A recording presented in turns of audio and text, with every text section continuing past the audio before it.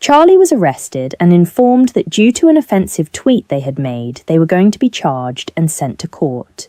As David Lammy had decided to scrap jury trials, Charlie was tried by the Labour Party-approved judge and found guilty of on indictment with an offence of inciting racial hatred, contrary to Section 19(1) of the Public Order Act 1986. The particulars of the offence being that they published and distributed written material on the social media platform X, formerly Twitter, which was threatening, abusive, or insulting with the intent thereby to stir up racial hatred, or whereby, having regard to all the circumstances, racial hatred was likely to be stirred up thereby.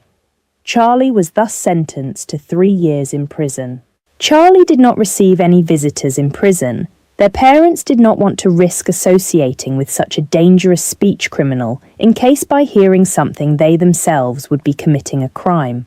Despite the overflowing prisons in Britain due to Keir Starmer's new hate speech laws, a space was found for Charlie by releasing a violent sex offender early, as at least they had not said anything hurtful online. Charlie was forced into re-education struggle sessions in which they were taught all about the new tiers of racial equality and social justice. Although according to the state-appointed teacher all people were equal, some people were more equal than others. Charlie tried their best to understand all these contradicting and confusing rules, but sadly they could not grasp why, for example, a one-legged Muslim man was ranked more oppressed than a polyqueer, gender-fluid, non-binary lesbian. Charlie was able to be released early on the condition their vote would automatically go to the Labour Party if there was an election in the following years, although many of these elections were being postponed indefinitely due to issues with the electoral system. Charlie knew not to question this as they didn't want to risk being sent back to re-education sessions. Whatever the great leader Keir Starmer had planned was in the best interests of the country.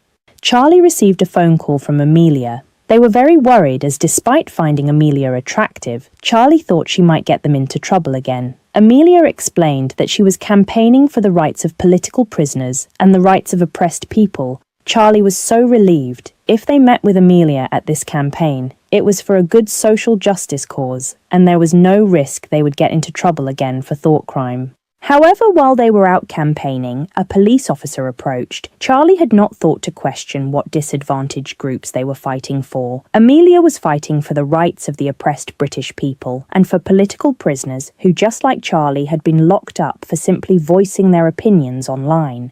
The police officer, which were now simply known as stormtroopers, told them they were under arrest.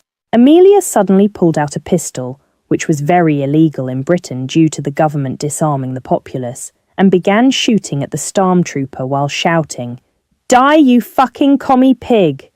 Oh dear, thought Charlie, the revolution had begun. Yeah, and that's pretty much the way the British would react, I think, to a revolution, you know. Oh dear, the revolution has started.